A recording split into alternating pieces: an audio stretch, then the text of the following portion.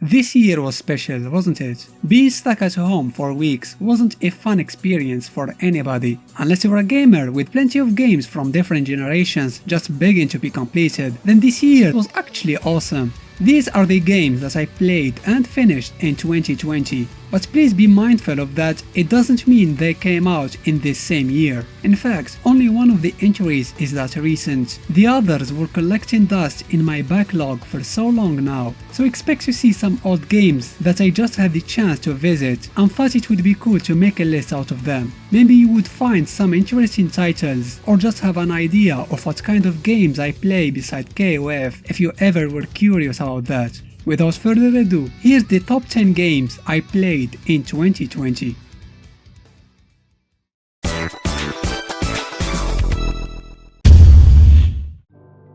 Imagine you wake up in a creepy looking boat. You don't know who you are, where you are, everything is bigger than you, and everyone wants to eat you. That's Little Nightmares in a nutshell. In this game, you play as this little creature thingy in yellow raincoat. Little Nightmares is a puzzle platform, stealth horror game. I think that's a fairly accurate description. You progress through the game by solving puzzles and avoiding the different stalker type enemies. In this regard, Little Nightmares sure lives up to its title. These stalkers are extremely unsettling with their grotesque and deformed shapes. They're just painful to look at. If they spot you, it's an almost certain game over, and since combat is not an option, you have to cleverly use the environment to stay out of their reach and detection. While I didn't find the game very scary, the dark atmosphere and sinister ambience are undoubtedly its strongest point. As for the story, well, could someone please explain it to me? I finished the game of course, but I still have no idea what was all that about. 2017 saw the release of the much anticipated Yooka-Laylee, a platform game made by the creators of Banjo-Kazooie. Frankly, I never played that game, nor was I interested in its spiritual successor, but I found it interesting how this long-awaited game turned out to be a disappointment, whereas a new IP that seemingly came out of nowhere completely stole the show from it and managed to be more than what Yooka-Laylee was supposed to be, that game being A Hat in Time. The game is brimming with charisma, from its main character to the different NPCs and bosses. Each world offers new scenarios that keep the game fresh and far from all repetitivity. I usually don't really like collectathons, but A Hat in Time has a lot more to offer. There are linear levels as well, and those, in my opinion, is where the game is at its best. While I didn't find it very difficult, there is a fair challenge throughout its different levels and against some boss battles. If you are into 3D platformers, this is definitely a must-play. Haunting Ground, also known as Demento in Japan, is a forgotten gem made by Capcom in 2005. It only took me 15 years to play this game, no big deal. One thing we can all agree on, the graphics in this PlayStation 2 title are simply gorgeous from both an aesthetic and a technical perspectives. Each room of the castle where the game takes place is distinct, but the thing that blew my mind is how well optimized this game is. Unlike all the Resident Evil games, there are no loadings, like at all. Transitions between the different rooms is seamless and instantaneous. I'm glad the developers could manage to achieve this impressive feat because of how the game plays. It was a necessity, otherwise the game would lose all tension and sense of urgency. The way I see it, there are two types of survival horror games, the ones where you can fight back and the others where you're forced to run and hide. Haunting Ground belongs to the latter. While I don't like this type personally, as I find them more frustrating than scary, I will make an exception for Haunting Ground. Fiona, the heroine of the game, may look fragile and weak, and to a great extent she is. She is not completely helpless either. Fiona can use different tools to defend herself against the many charming stalkers, like setting traps, throwing explosives, and even delivering this insanely powerful out-of-this-world kick. Her biggest asset is without a doubt her faithful dog, Hewi, who's, let's be honest, the real star of the game. Released in 2017, Hellblade is a third-person action-adventure game set in Celtic and Norse mythologies. There are plenty of exploration, puzzle solving, and of course combat. It's a pretty linear adventure, but who said all games need to be open world? Graphically, Hellblade is stunning. I was really surprised by how beautiful some landscapes looked. While it's not a horror game per se, expect to see some really messed up imagery. Hellblade's strongest point is his main character, Senua, a brave young lady with some severe mental health issues. Senua suffers from psychosis. She sees things and hears voices all the time. The depiction of her condition is done in a hauntingly amazing way. It doesn't solely serve the narrative, which is excellent by the way. It's also very well integrated as a gameplay mechanic. These said voices, they're not just there to spook you. They can be of a much big help when solving puzzles and even save your life during combat sequences. This is how you do a compelling protagonist who you connect with. You hear me, new Lara Croft? And with another survival horror game. Spoilers, it won't be the last. The events of Alien Isolation take place between the first and second movies. You take control of Amanda Ripley, who was in search of her missing mother. The game is set in a space station where pretty much everything is trying to kill you, from humans to creepy androids to the deadliest stalker type enemy in a horror game, the Xenomorph. Your encounter with the alien is an experience you are not going to forget. But personally, I found its AI more cheap than smart. I could swear the Xenomorph is also a psychic, like I'd be hiding very well in a vent or something, minding my own business, not making any sound or move, yet somehow the alien could pinpoint exactly where I was and kills me. Now, maybe the AI was extra sensitive because I was playing on hard, but still, it was very frustrating. Save points are also not ideally spread across the levels. Sometimes I could find one just few meters after another, and sometimes I'd be playing for more than 30 minutes without finding a single one. When there are no automatic checkpoints and the main enemy can instantly kill you, it's not good game design. But enough complaining, I did enjoy the game despite all, otherwise I wouldn't put it in the list. The world was perfectly recreated with this weird retro futuristic technologies that the fans of the movies will be happy to recognize.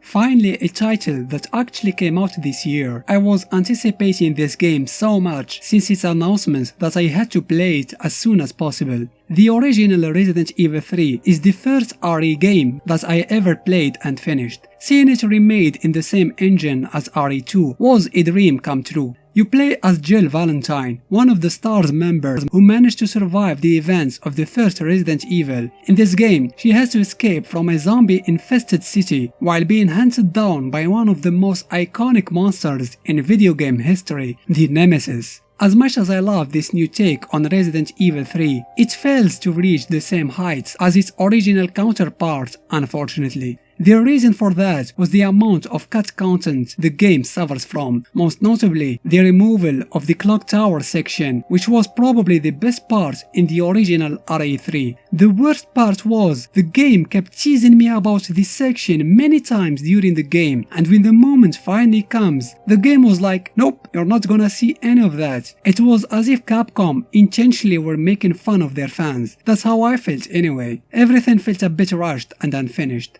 I truly wanted this game to be number one. Resident Evil 3 deserves a better remake. Still, can't deny that I enjoyed it despite all, and can't bring myself to put it at any lower position. All this aside, why Nemesis was wearing a plastic bag on his head? Did his new teeth made him feel that insecure and shy? Originally released on an obscure, forgotten handheld console, Dragon's Crown was re-released on its much more popular sister PS4 a few years later. I'm really glad it did, otherwise I would never be able to play this little masterpiece. Dragon's Crown is a beat-them-all /RPG /2D side-scroller game. It's sort of the child of Final Fight and Diablo. The game takes place in a fantasy world where many real-world mythologies coexist. You play as one of the 6 adventurers in search for the mysterious artifact which the game takes its name from. This is probably Dragon's Crown's strongest point. None of these colorful ladies and gentlemen play like the other. They have their own weapons, own armors, own skill trees. They're so different from each other that if you pick a new character during a second playthrough, you're gonna have the impression of playing a different game. Its other strong tool is its graphics. Simply put, this is one of the best looking 2D games I ever played. It's gorgeous. Each screen is a piece of art. The music is equally as good, with memorable compositions. And of course, the game supports up to 4 players, both locally and online. Now the game has a controversial side, which is its character design. It's quite unique with its body proportions, especially with one character in particular. Let me just say this, if you think that Chun-Li's thighs are too big and disproportionate in Street Fighter, well, you've seen nothing yet.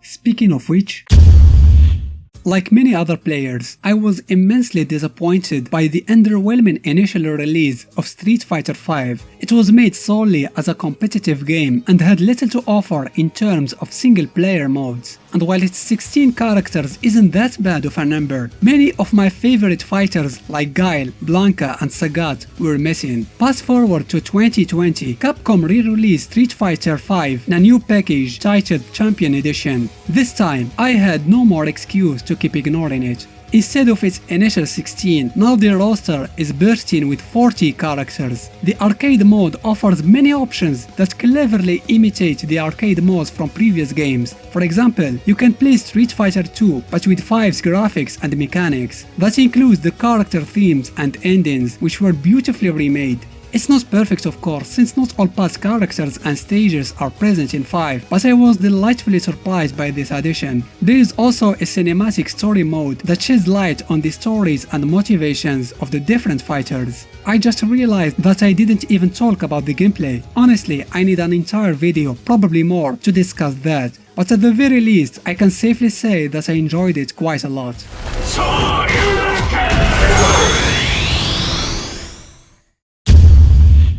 I regret playing this game. The reason for that is that Hollow Knight sets the bar so high for the Metroidvania genre that I feel it will be difficult for me to enjoy the titles that I haven't played yet. In Hollow Knight, you progress through a huge open world divided into sections that are connected with each other in a very clever way. You gain new abilities by finding hidden treasures and vanquishing bosses. The combat is not complex, as in there are no intricate combos or anything like that, but it's so precise and satisfying. Graphically, the game is stunning, especially in the animation department. While it's not deprived of humor, the world overall is bleak and depressing. You are exploring a kingdom that had far past its golden age and is falling into ruins. I know you may be sick of hearing this comparison, but Hollow Knight is really like Dark Souls in 2D. Except there is a lot more platforming and all the edgy knights in armors are replaced with cute little bugs. Well, most of them are cute. This game is long, certainly the longest in this genre, and if you're aiming to obtain the true ending, because yes, the game has multiple endings, expect it to be even longer, with a last section that is going to put your platforming skills into an unforgettable cruel test. And don't make me even start on the true final boss. I'm still having nightmares about that fight.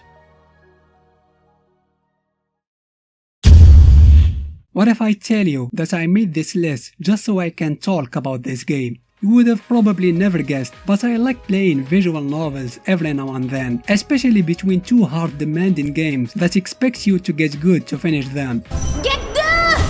Visual novels are perfect if you want to just relax, have a good time, and enjoy a good story, at least in theory. This game is not like that. It's cruel, it's gonna break your heart and step on your feelings all the time, and you're gonna ask for more. I'm talking about... Yes, I'm cheating again and including the entire series and not just one game. I discovered this franchise the last summer and became instantly obsessed with it. I played one game after the other, including that one spin-off, read the book, watch the anime. I was hooked in the world of Danganronpa. So the story of this series goes like this. A group of talented students find themselves imprisoned in a location by a mysterious individual calling themselves the Mastermind. The only way out is to commit a murder and get away with it. This second condition is very important and prevents the game from turning into a mindless battle royale. Whenever a murder happens, a trial takes place where the surviving students need to gather evidence and debate among them in order to find the culprit. At the end of the trial, they got to vote for who they think the murderer is. If they get it right, the culprit will alone be executed. If they get it wrong, however, they'll all be killed and the murderer will have the chance to leave.